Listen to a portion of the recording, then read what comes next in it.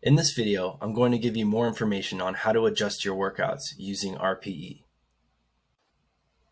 When you're adjusting with RPE, you're simply adjusting the difficulty of each set based on how they feel.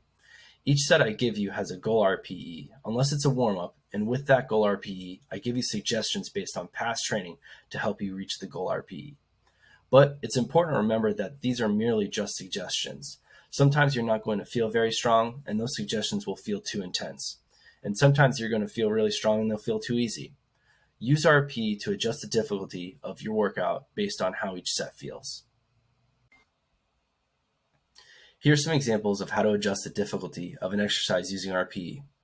On the left, we have our first example, and in this example, you're adjusting the amount of weight used while squatting to hit a goal RPE of 8. In the first scenario, you're using 100 pounds and you're doing 6 repetitions and it feels like an RPE of 7.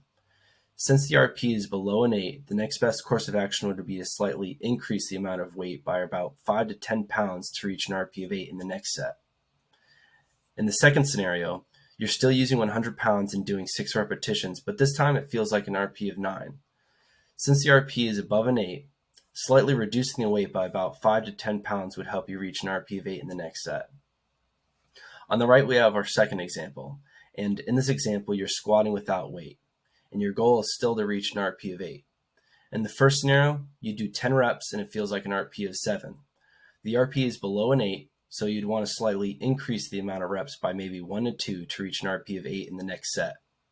In the second scenario, you do 10 repetitions and it feels like an RPE of 9. Slightly reducing the amount of reps by about 1 to 2 in the next set would most likely help you reach an RPE of 8.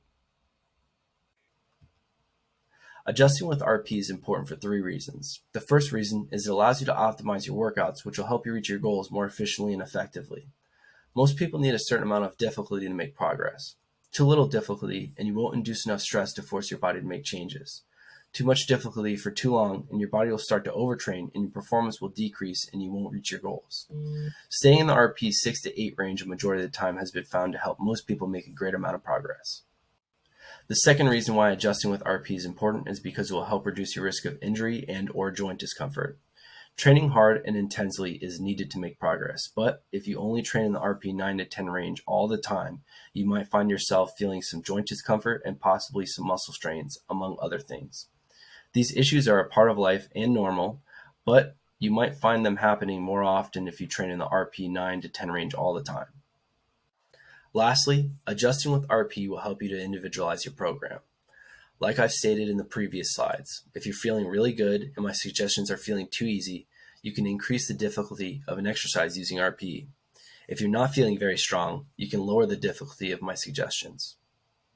I hope this helps you to better understand how to adjust with RPE. Please let me know if you have any questions and I'll be glad to help you.